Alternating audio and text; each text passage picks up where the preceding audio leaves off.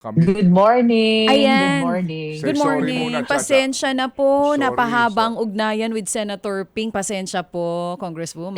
okay. It's Kumusta po okay. kayo? I was listening. Oo. Mabuti naman, we are very much focused para sa preparation ng public prosecutors dito sa forthcoming impeachment trial. Oo. Kanina yun din po ang binabanggit sa amin ni Senator Ping. July 6, tentative pa pero posibleng yun na po talaga. Ang sabi po sa mga balita, nag-aaral na daw po kayo ng husto ng mga kapwa nyo po 11 prosecutors dito po sa gaganapin na pagsisimula po ng trial ni VP Sara Duterte. Ma'am, medyo sa akin lang po ito at baka pananaw din ng iba. Sa nakita po natin na Senate leadership change, ang sinasabi ng ilan, baka daw may hatol na from the number of majority senators and the minority senators na meron tayo ngayon. Hindi po ba baka mawala o mauwi sa wala itong matindihang pag-aaral ng mga prosecutors natin? Kung ngayon pa lang, parang kita na natin kung paano magiging botohan dito sa impeachment na ito. Ako, DJ, I wish to express my highest regard and respect sa ating mga senator judges, no? I believe na titingnan nila yung ebidensya, papakinggan nila yung witnesses, and regardless of their political affiliation, I am very much positive na ang mananaig sa kanila ay kung ano ang nararapat para sa ating bansa, no? We have to understand that all of us here are exercising constitutional duty.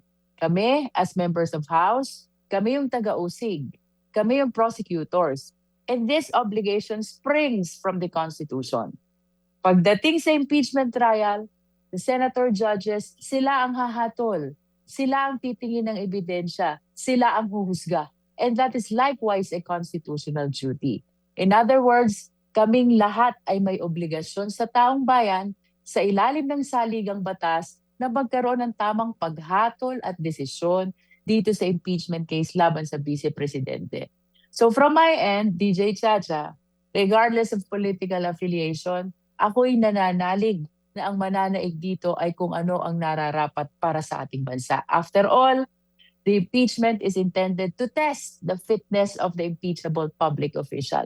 Ang tanong lang dito, nararapat pa ba na ipagpatuloy ng Vice Presidente ang kanyang pagiging pangalawang Pangulo ng ating bansa sa harap ng maraming allegations laban sa kanya? Nararapat ba na siya'y tanggalin sa kanyang opisina? Nararapat ba na patawan siya ng perpetual disqualification para hindi na siya makatakbo o makahawak ng anumang posisyon dito sa ating gobyerno, no? So, regardless of all the political noise, ako nananalig, konstitusyon ang mananaig. At yun din po ang dasal ng mga nakikinig po ngayon tungkol po dito sa isyong ito. Pero ma'am, on a scale of 1 to 10, gaano kahanda kayo po at yung ating mga kapwa prosecutors na hahawak po nitong impeachment case dito sa mangyayaring trial na magsisimula po on July 6? Well, I would say that we are already at 9 out of 10, no? What we need only are little polishing on some evidence and some documents that we will be presenting. Kasi if you will remember, DJ, almost similar grounds to from the 19th Congress. And during the first impeachment, nag-aral na rin kami. As a matter of fact, yung mga prosecutors na assigned in the respective articles during the first impeachment, siya rin yung kinonsider namin for the second impeachment dito, no? So, in terms of familiarity, in terms of convenience and comfort, I am very much convinced we have achieved that already. So you're asking me in the scale of 1 to 10, for example, how prepared are we? We are at 9 out of 10 in the scale of our Wow. preparation already. Wow, wala pang July 6 nasa Mayo pa lang tayo, 9 out of 10 na po kayo. Oo. Yes, pero, yes. We have list of evidence. Medyo nire-review lang namin lahat. Eto ba, tutuloy natin? Eto ba, tatanggalin na? Because we Opo. want to, as much as possible, limit na lang kung ano yung talagang kailangan, no? Nandudo na lang kami. And even with respect to the witnesses, we're trying to identify kung sino talaga yung kailangan. Opo. Kung napakaraming corroborative witnesses, baka pwede bawasan na. Opo. That's what we do right now. Opo, ma'am, matanong ko lang po, no, wala hong question doon po sa sinasabing competence ng ating mga prosecutors dyan sa House. Magtanong lang po ako, bakit hindi nasama si Dean Rufus Rodriguez? Well, this is done by way of election. Even Mm. myself, I did not volunteer, Mhm. and the rest of the 10 prosecutors did not volunteer as to why he Okay. was considered. I really do not know, and I really cannot comment to that, no? Opo, Meron opo. lang akong gusto kay Paunawa, Manong Ted, no? Mm. Bagaman itong 11 prosecutors na to are all members of the bar, Mm. lawyers kami lahat, Oo. of course napatigil because we embark in public service, no? Mm. Since naging member ng House kami, yung iba nag-embark sa ibang government position, Mm. napatigil talaga sa practice. So what we're doing right now, we're doing this mock trial to get us a feel again. Opo. In other words, to be back again on how is it to be in a court proceedings, no? We will be doing the direct examination and the Mm. cross-examination. Of course, there will be objections. At yun ang pinipilit naming mahasa ngayon. Mm. Bumalik kami dun sa dati naming ginagawa bago pa kami naging mga government officials. Mm. The same thing that we do during the time that we were practicing lawyers. Opo.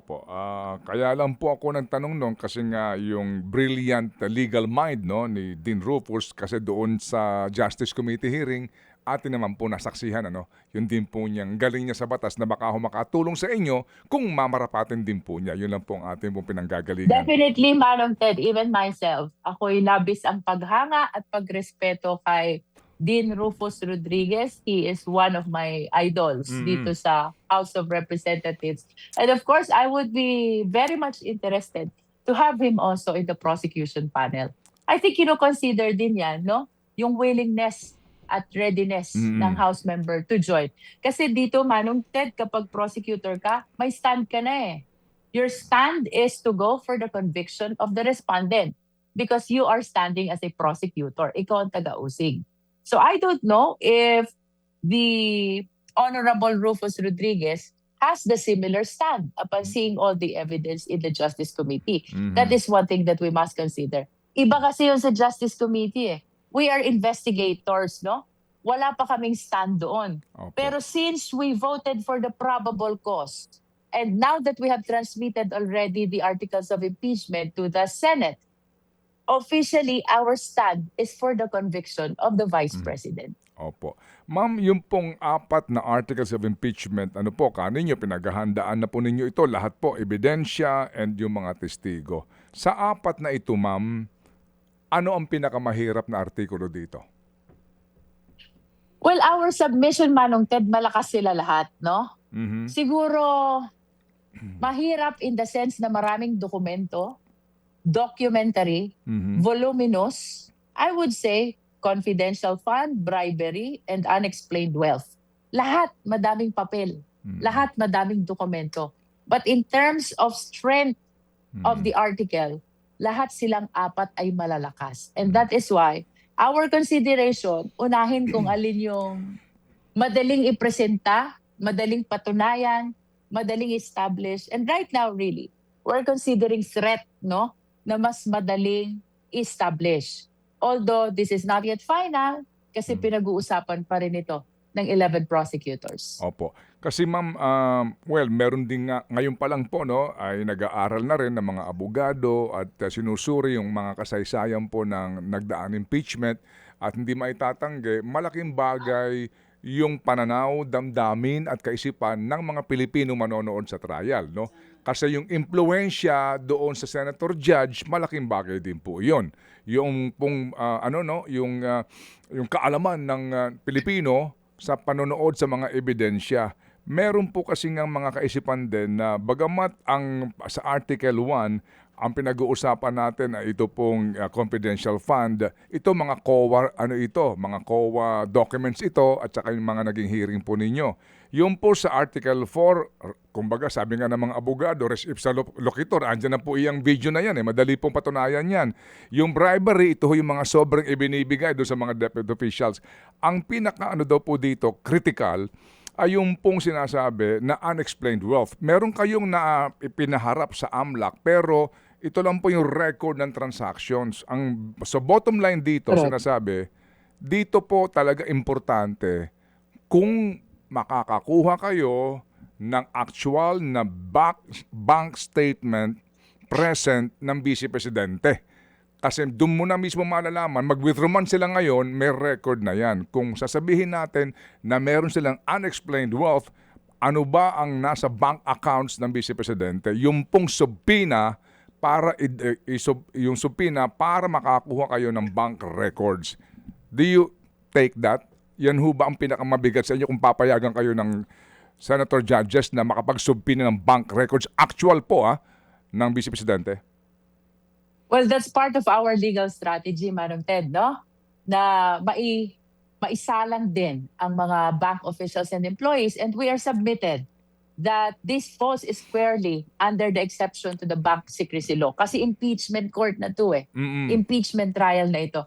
However, Manong Ted, we cannot delve on that because we are already know. discussing the merits of the case, no? Please understand I na we are know. bound by the prohibition already. But Yes, let me ma'am. just confirm, kasama po yan sa kinoconsider namin. The issuance, filing a motion for the issuance of subpoena para po sa mga bank officials. Opo. Kasi nga po, yung nga, sa mga nagdaan din po nga na, yun yung actual bank record para masabi mo. Kasi may sagot na dito yung defense doon sa AMLAC na ginawa pong report yung transactions ng mga dumaan. Pero yung actual daw po laman ng bank account, yun ang pinaka-importante at baka maka-impluensya sa kaisipan ng mga marami para po sa pag-convince sa mga senator judges. Ma'am, dito ho ba ang penalty ay ganun lang? Yun ho bang dalawa lang po? No? Ang pwede mangyari is acquittal or yung pong conviction pero kasama po dito yung disqualification nga to hold public office. Hindi ba pa pwedeng kapag kunwari, meron din ho bang penalty na reprimand lang or censure or noted yan, pero hindi siya tanggal, siya ay nandidiyan pero meron lang siyang parang reprimand lang po. Pwede ba mangyari yun? Ako, Manong Ted, I just follow the rules Kasi klaro sa rules, it's either conviction or acquittal. So siguro, kung hindi masyadong kumbinsido yung senator judge about convicting, no? Baka nakukulangan sa ebidensya, nahihinaan sa ebidensya. Siguro in those scenarios, baka maging leaning nila is towards acquittal. Basta ang maliwanag sa rules, Manong Ted, it's either conviction or acquittal. But in case of conviction, there's another principal penalty, and that is perpetual disqualification from holding public office. Okay, sige po. So, ma'am, ito hong mga private prosecutors po, kaninyo marami na nagbo-volunteer. Meron bang hangganan yan? May mga pangalan na ba kayo, ma'am? Well, definitely by next week, kailangan na namin yung ma-finalize. We have all the list of those who are interested to help. But we are trying to narrow it down kasi hindi naman din pwedeng sobrang dami, no? So by next week, perhaps mai-announce na namin yung complete list ng private prosecutors to help the public prosecutors. Ano po sa inyong pagtansya, ma'am, ang haba nito? No? Although, depende po na naman yan. Although, naglabas na po ang Senate ng possible po na schedule nila. Kasi po, apat lang naman ito.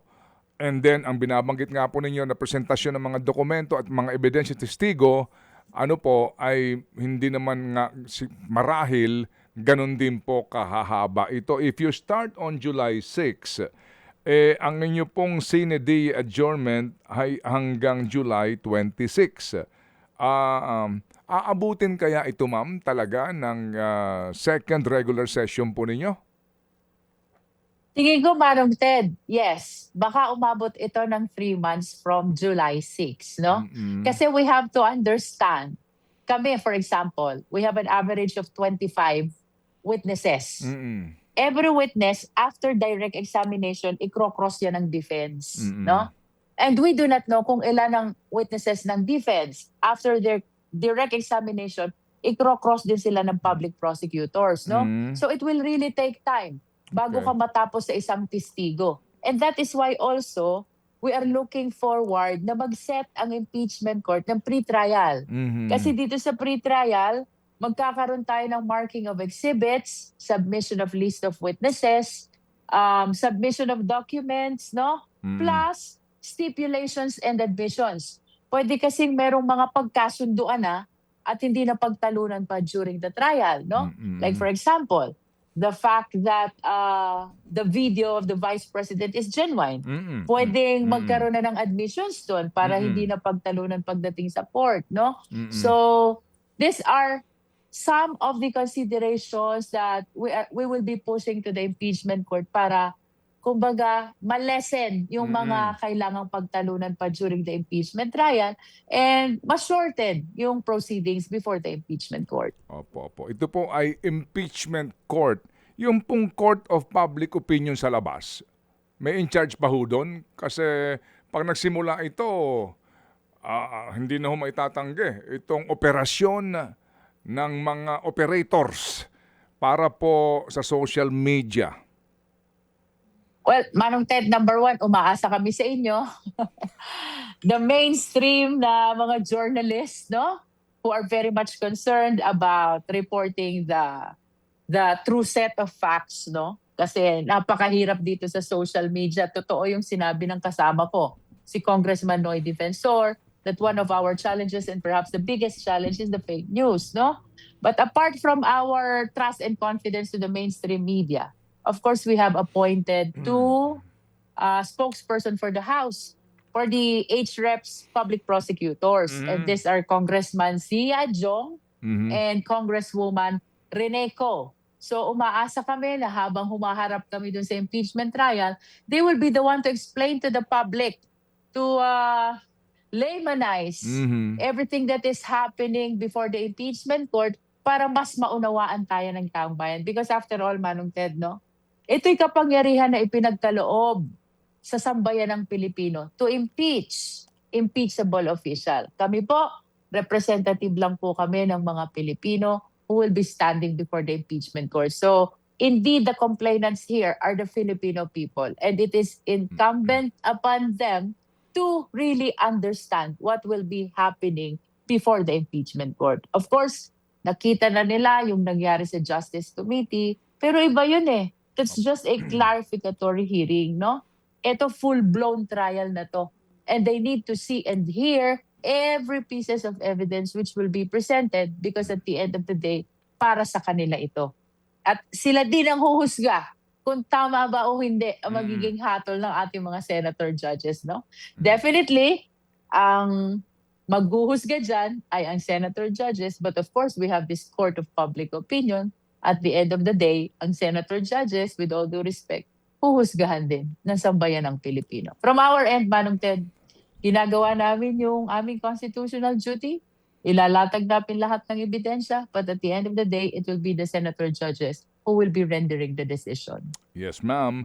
And kung nyo po napakinggan si Senator Ping kanina, doon po sa parte no, ng ating pong paglalahad sa damdamin ng iba, ika nga niya, mahirap makipagtalo sa tama.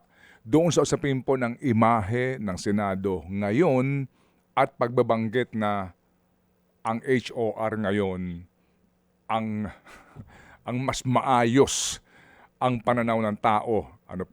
Ano po ang inyong reaksyon doon, ma'am? Doon sa puntong yon. Dito po ngayon sa inyong, maaari kong sabihin, ma'am, bilang nakatatanda, sa kasaysayan po ng coverage sa House and the Senate, parang ngayon, parang ito ang ilan sa mga pagkakataon na ang Kamara ang itinuturing pa na mas napapanatili ang kaayusan and dignidad. And because of what you said, Manong Ted, of course, I express my commendation and gratitude to the leadership of the House sapagkat if not for the House leaders, we will not be able to maintain yung sinasabi nating kaayusan doon sa House of Representatives. This is what I wanted to say, Manong Ted. No? Regardless of what happened in the Senate, no? Nasaksihan yun ng buong mundo. Na-shock ang lahat because for the very first time, diyan ka nakakita ng merong naghahabulan, merong mga pumuputok na barel, merong nagiiyakan, no? But ihiwalay natin itong impeachment proceeding na ito. Let us separate what happened during that time, lahat ng commotions, with what will happen in the impeachment trial. Ako, nananalig ako that the senator judges are very much aware of their constitutional duty, and this time, they will be very much sincere in hearing the evidence in relation to this impeachment trial. Ika nga ay, let's give them the benefit of the doubt. Huwag nating ihalo yung mga nangyaring komosyon dito sa mangyayaring pagdinig before the impeachment court. This is a constitutional duty at ako'y umaasa kung gaano kasagrado namin tinitingnan itong constitutional duty na ito, ganun din nila pahahalagahan itong constitutional process na ito. Alright, Ma'am Jerville Luistro, Godspeed po at kami po'y nandito lang para muli pong mang-istorbo sa inyo para po sa ganito pong uri ng paliwanagan. Salamat po, ma'am. Thank you, Manong Ted. Thank you, DJ. At magandang umaga po sa lahat ng viewers. Maraming salamat po. Mga kapatid, patuloy po kayong tumutok sa 105.9 True FM para sa totoong balita, impormasyon, music and entertainment. Mag-subscribe sa aming YouTube channel at podcast at sundan nyo kami sa Facebook, Instagram, X at TikTok sa True Network PH. Bisitahin din po ang aming official website, truefm.ph. At panoorin din kami sa True TV Signal, Channel 19. Kami po ang 105.9 True FM. Laging true sa'yo, kapatid.